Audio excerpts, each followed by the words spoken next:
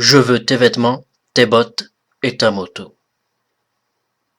Si mes calculs sont exacts, lorsque ce petit bolide atteindra 88 miles à l'heure, attends-toi à voir quelque chose qui les coiffe. Souffrance, souffrance, souffrance, voilà ce que tu as choisi. Je t'ai offert mon amitié, et tu m'as craché au visage. Non, je suis ton père. Vous croyez que je suis vrai Quaid? Gagné. Yopikai, pauvre con. Bonjour, et bienvenue pour 12 clichés du cinéma dont j'ai envie de vous parler dans cette vidéo. Il y en aura 12 autres dans une partie 2, et 12 autres encore dans une partie 3, peut-être. Les clichés du cinéma sont des éléments, des situations scénaristiques, récurrents et ridicules qu'on a déjà vus 100 fois et dont on ne veut plus forcément revoir. Le premier cliché dont j'ai envie de vous parler, c'est les bombes désamorcées à 3 secondes ou à moins de 3 secondes. Par exemple, dans les films d'action et policiers, science-fiction un petit peu moins, c'est surtout les films d'action policiers, vous avez le méchant qui a placé une bombe, et le personnage principal doit tout faire pour désamorcer la bombe, évidemment. Un élément que je trouve ridicule, c'est que les bombes, dans les films et dans les séries, dessus, il y a toujours un écran, un cadran, avec écrit en rouge à l'intérieur, le temps restant avant l'explosion, un compte à rebours quoi.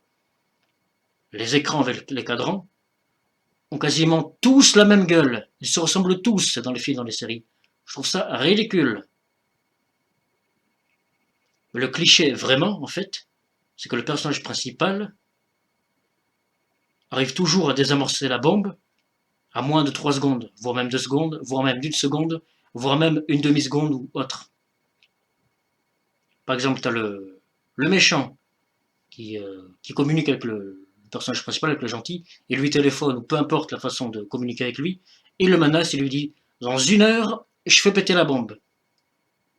Vous avez le personnage principal qui va, qui se rend sur les lieux, et qui essaie de désamorcer la bombe, et il y arrive toujours, je sais pas, à moins de 5 secondes ou à moins de 3 secondes. Voire même parfois à moins d'1 seconde, même à moins d'une demi-seconde. Je sais pas, il coupe les fils,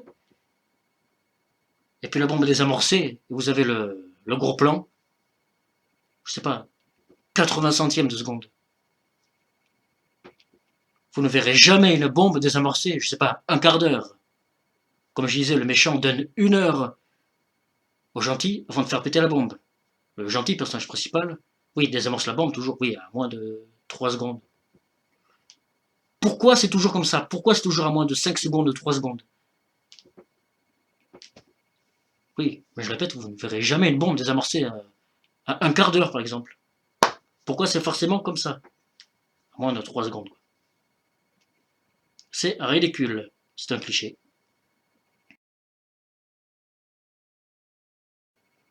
Deuxième cliché dont j'ai envie de vous parler, c'est quand un homme et une femme... Deuxième cliché dont j'ai envie de vous parler, c'est quand un homme et une femme se rencontrent. Là encore, c'est pas forcément une rencontre. Peut-être qu'ils se connaissent depuis longtemps. Par exemple, je sais pas, ils sont patrons et employés. Ils se vous voient. Bref, peu importe. Une rencontre, ou même s'ils se connaissent depuis longtemps, mais ils se vous voient, dans tous les cas. Après avoir couché ensemble, ils se tutoient directement. Et je sais pas, ils commencent à s'embrasser, ils couchent ensemble, et quelques heures après, ou le lendemain, ils se tutoient. Ça arrive très souvent dans les films et dans les séries. Le fait d'avoir couché ensemble, ça crée une proximité entre eux, ils se tutoient. Alors qu'avant, ils se voyaient peut-être même pendant des années. Ils se tutoient dès qu'ils ont couché ensemble. Troisième cliché, dans un film de science-fiction, quand des extraterrestres arrivent pour attaquer la Terre, ils attaquent toujours les États-Unis en premier. et en particulier Washington. Ils arrivent en vaisseau spatial ou en soucoupe, la plupart du temps en vaisseau spatial. Focus en premier, les États-Unis, Washington, la plupart du temps accompagné d'un silence et parfois même d'une musique assez fine, assez stridente. Pourquoi toujours attaquer les États-Unis en premier? En plus, souvent, au loin, on voit l'Empire State Building, la Statue de la Liberté, la Maison Blanche.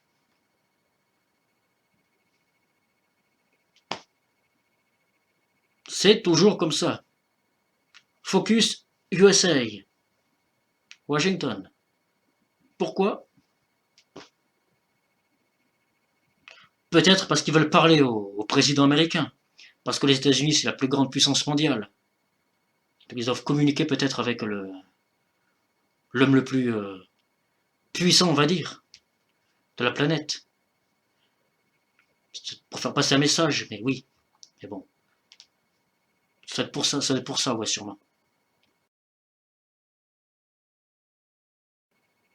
Quatrième cliché, les Russes ont toujours un accent exagéré. Ils ont toujours une voix grave, voire très grave, et un accent exagéré. Le cliché, c'est leur accent exagéré. Ils parlent quasiment toujours de façon lente, calme et posée, avec leur accent exagéré.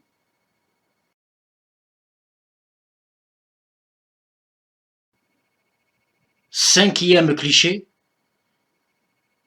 quand quelqu'un tombe d'un bâtiment, d'un building, il atterrit quasiment à chaque fois sur le toit d'un véhicule, sur le toit d'une voiture la plupart du temps. C'est comme ça dans 90% des cas, dans les films et les séries, surtout les films. Quelqu'un tombe par la fenêtre d'un bâtiment, se fait jeter par quelqu'un d'autre, et il atterrit sur le toit d'une bagnole. On a ça notamment dans Fast and Furious 7, vers le début du film. Tu as le personnage de Jason Statham qui attaque Dwayne Johnson dans son bureau à Los Angeles. Il jette une grenade. Et puis tu as Dwayne Johnson qui protège Elena, sa collègue. Il l'attrape pour la protéger. Ils sont projetés par la grenade et ils atterrissent sur le toit d'une bagnole. Pourquoi? Comme dirait Cyprien.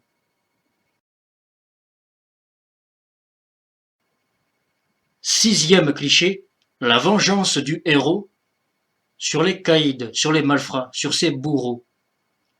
Par exemple, dans plusieurs films de super-héros, justement avant que le personnage principal devienne le super-héros en question, il y a des mecs qui lui cassent les couilles, qui le brutalisent, qui l'humilient, qui se foutent de sa gueule, voire même qui le tabassent. Et une fois acquis ses capacités, pouvoir ou non, quand je dis ou non, c'est par exemple Batman et Iron Man, ils n'ont pas de pouvoir, mais ils ont quand même ce que j'appelle des capacités. Dès qu'il a acquis ses capacités, il revient et il défonce les mecs qui l'ont pété les couilles plus tôt. Par exemple, le premier Iron Man, où Tony Stark il est kidnappé en Afghanistan par des terroristes, qui le forcent à fabriquer le missile Jericho qu'il a présenté et vendu plus tôt. Forcément, il ne le fait pas, il crée une armure. Il s'échappe de la grotte, il défonce les mecs, tu sais, au lance-flammes. Ça, c'est la marque 1. Après, tu as la marque 2, mais il fait que voler. Et quand il a la marque 3, donc c'est la première armure rouge et or, où il retourne au village, il défonce le reste des mecs. Et puis il sauve les civils. Le premier Spider-Man de Sam Raimi, sorti en 2002, qui est là, avec Tobey Maguire. Peter Parker avant d'être Spider-Man, avant d'avoir ses capacités, ses pouvoirs. C'est la victime, le bouc émissaire, le souffre-douleur de Flash Thompson, qui sort avec MJ. Flash lui fait même un croche-patte dans le bus, un matin.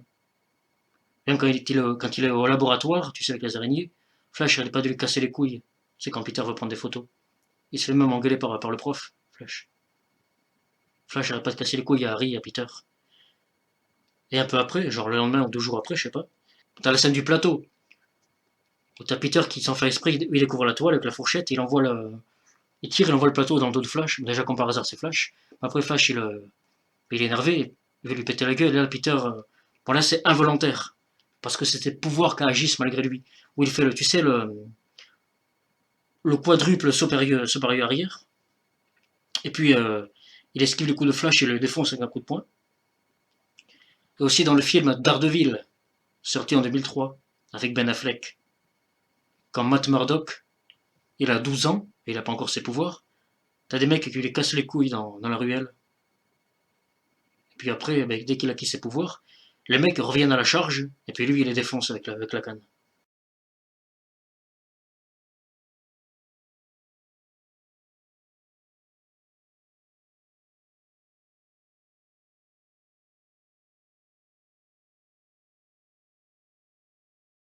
Encore une fois, c'est pas que des films de super-héros. Il peut y avoir des films, je sais pas, d'aventure, ou d'action même. Je n'ai pas vu beaucoup des films à ce niveau-là, comme ça, avec ce cliché. Où t'as le personnage, quoi, oui. Il est, je sais pas, il est, un exemple, il est, je sais pas, il est fragile comme ça, et puis le mec lui casse les couilles, et puis, je sais pas, 3 4 ans après, il devient plus musclé, et puis il le défonce. Ou il suit un entraînement, ou autre. Septième cliché, le méchant qui dit qu'est-ce que j'ai fait et qui est choqué de voir ce qu'il a fait une fois qu'il a retrouvé la raison, qu'il est redevenu gentil. On a ça notamment dans X-Men 3, sorti en 2006, où t'as Magneto à la fin, sur l'île d'Alcatraz. Il a commencé à tuer, à foutre le bordel, à tuer quelques mecs, parce qu'il est accompagné de plusieurs mutants, notamment Pyro, qui contrôle le feu. Magneto, avec son pouvoir de contrôler le métal, il jette des bagnoles, et puis Pyro les enflamme, tu sais, pour faire plus de dégâts, pour tuer les mecs en face. Il fout le bordel. Et puis t'as Wolverine qui lui inocule l'antidote, ici sur le torse. Et puis ça neutralise instantanément ses pouvoirs. Il redevient gentil. Il se casse avec les autres humains. Il se retourne en disant qu'est-ce que j'ai fait. Icaris, dans Les Éternels, il s'est retourné contre les siens, contre les autres éternels. Et puis une fois que les autres ont réussi à le raisonner, qu'est-ce que j'ai fait. Et le bouffon vert, William Dafoe, qui joue Norman Osborn, alias le bouffon vert, dans Spider-Man No Way Home. Après que le Spider-Man de Tom Holland lui ait inoculé l'antidote. Pareil. Il a comme ça, la tête vers le bas. Qu'est-ce que j'ai fait. Ouais. C'est toujours la même chose. C'est toujours la même putain de phrase. Qu'est-ce que j'ai fait. Huitième cliché, mais là c'est pas vraiment un cliché. Enfin, je sais pas si c'est vraiment un cliché, mais c'est un truc un peu léger, quoi, par rapport au set précédent. Les personnages dans les films et les séries qui défoncent les portes avec un coup de pied. Avec un seul coup de pied, ils défoncent les portes. Voire pire, quand les portes tombent comme ça. Comme ça, c'est pas possible. Hein. Une porte, elle est attachée, hein. T'as des gonds, il y a des charnières. Une porte, ça s'ouvre, enfin, comme ça. Elle peut pas tomber comme ça. Du moins, je crois. Neuvième cliché, quand t'as deux personnages qui ne s'entendent pas, qui sont assez ennemis, on va dire, qu'il y a un différent entre les deux, t'as l'un qui est à deux doigts de crever, et l'autre le sauve. On a ça notamment dans Harry Potter 7, partie 2. Le 7, partie 2, c'est Harry Potter et les reliques de la mort, partie 2, sorti en 2011. T'as Malfoy qui est prisonnier dans une salle enflammée. Je ne sais plus comment s'appelle la salle. Vous me corrigerez dans les commentaires. Vous me voudrez pas, j'espère. Ça fait longtemps que je suis pas regardé Harry Potter 7 partie 1, 7 partie 2. T'as Malfoy qui est prisonnier dans une salle enflammée. Et t'as Harry avec son balai qui arrive et qui le sauve. Alors que Malfoy a passé toute la saga à lui casser les couilles. Malfoy a cassé les couilles à Harry tout au long de la saga. Et Harry le sauve. Évidemment, Harry n'est pas méchant. Il ne faudrait pas laisser crever quelqu'un comme ça. Même Malfoy. On a ça notamment dans Top Gun Maverick, où t'as Rooster, le fils de Goose, qui ne s'entend pas avec... je ne sais plus comment s'appelle le personnage, de Glenn Powell. Ouais, dans le film, tu as Glenn Powell, je ne sais, ça c'est le nom d'acteur. Hein. Le nom du personnage, je ne sais plus comment il s'appelle, on n'a qu'à dire, on va dire Glenn Powell, on va dire le nom de l'acteur. Tu as Rooster, le fils de Goose, qui ne s'entend pas avec Glenn Powell. Et puis tu as Rooster, qui est à deux doigts de se faire tuer par un avion ennemi. Et puis tu as Glenn Powell qui arrive au dernier moment et qui tire un ou deux missiles sur l'avion attaquant et qui sauve Rooster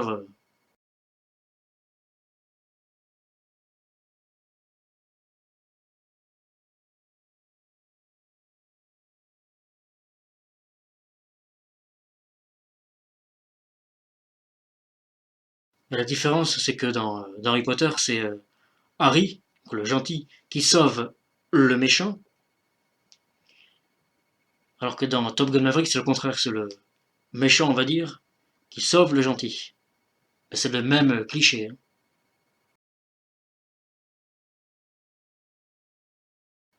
10e cliché, qui est extrêmement proche du précédent, vous allez voir.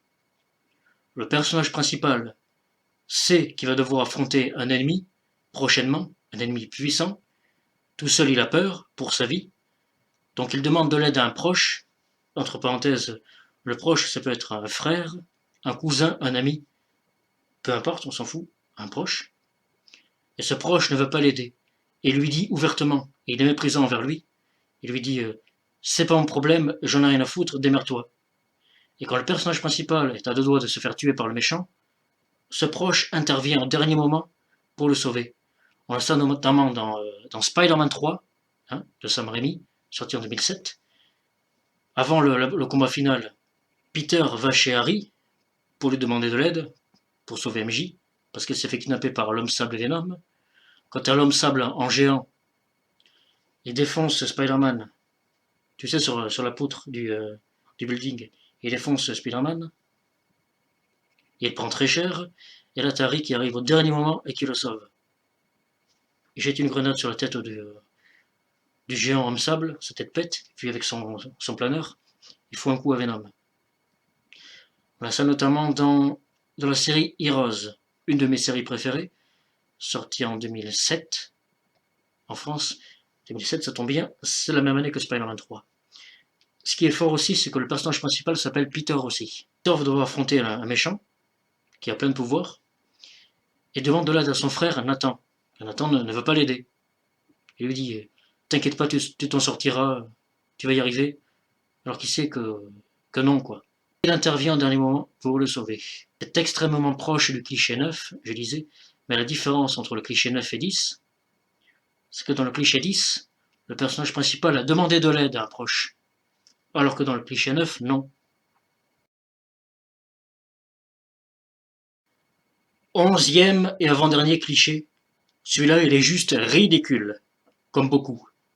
Le personnage principal, le gentil, se fait kidnapper par le méchant, il est emmené dans son repère, on va dire, au méchant, et le méchant dit à ses hommes de main, enfin le gentil est attaché hein, sur une chaise, il a main dans le dos, le méchant doit se barrer, et il dit à ses hommes de main, surveillez-le, s'il bouge, vous me le butez, avec une punchline de merde en plus. Si ce connard bouge, tu me le descends. Et le méchant se casse parce qu'il a autre chose à faire. Alors qu'il pourrait tout simplement lui foutre une balle dans la tête, là tout de suite. Pourquoi tu fais ça? Tu as ton pire ennemi en face de toi, tu le butes maintenant, au lieu de faire de la merde pareille. Il peut le buter là tout de suite, non. Faut qu'il dise à ses hommes de main, surveillez-moi ce connard, avec une punchline de merde, surveillez-moi ce connard, s'il bouge, vous me le descendez, avant de se barrer. En fait, c'est un prétexte pour que le méchant ne tue pas le gentil tout de suite, et pour qu'il y ait une baston un peu plus tard. Et puis dès que le méchant est torchant, on va dire, dès qu'il s'est cassé, le gentil arrive à défaire ses liens, on va dire, et il neutralise ou il tue les hommes de main du méchant, et puis il part à la poursuite du méchant. 12e et dernier cliché pour cette partie, dans quasiment tous les films d'action, le gentil lâche une punchline avant de dézinguer le méchant. On a ça notamment dans plusieurs films avec Arnold Schwarzenegger. Dans le 1, dans le 1 il est méchant, Schwarzenegger. C'est Kyle Reese le gentil, qui s'apprête à frapper le Terminator en squelette avec une barre. Il lui dit à nous deux, fumier. Sarah Connor, qui appuie sur le bouton de la presse hydraulique pour écraser le Terminator, elle lui dit je vais t'écraser, fumier. Le Terminator, enfin Schwarzenegger, gentil, qui lâche au T-1000 avant de lui tirer dessus. Hasta la vista baby. Et bon, c'est pas là qu'il tue, il tuera un peu plus tard. Avant de faire exploser le TX. Tu es terminé. Commando. Où il jette un tuyau en métal dans le bide du méchant. Crache ta vapeur, sale pourriture. Last Action Hero. Il n'y aura pas Benedict le retour. Et il flingue le méchant. Troulaille. Dans True Lie, il conduit un avion de chasse, est un méchant, un terroriste, qui est accroché au missile de l'avion par son sac à dos. Le méchant, enfin, c'est pas le méchant principal, mais c'est un des méchants, oui, il a un sac à dos sur lui, et il est accroché au missile de l'hélicoptère, de l'avion, pardon, il est accroché au missile de l'avion de Schwarzenegger, avec son sac à dos. Et je sais pas, 100 mètres plus loin, en face, t'as un hélicoptère ennemi. Et Schwarzenegger s'apprête à tirer le missile, on voit sa main sur le bouton, il dit au mec, t'es viré. Il tire le missile, et comme par hasard, c'est pile en face de l'hélicoptère. On a ça notamment dans les 3 films Expandables avec Stallone. Il y a Schwarzenegger en plus dans Expandables. Tous les Die Hard avec Bruce Willis. Bref, dans 90 voire 95% des cas, oui, le gentil lâche une punchline avant de buter méchant, et puis souvent la punchline est un peu ridicule. Quoi. Voilà, je vous ai cité 12 clichés, partie 1. Comme je disais au début, je vais en citer 12 autres dans une partie 2, et peut-être 12 autres dans une partie 3, voire 4, ainsi de suite, si j'en trouve. Qu'avez-vous pensé pour vous? Lequel est le plus ridicule? Ou le meilleur, je ne sais pas. C'est tout pour moi. Salut!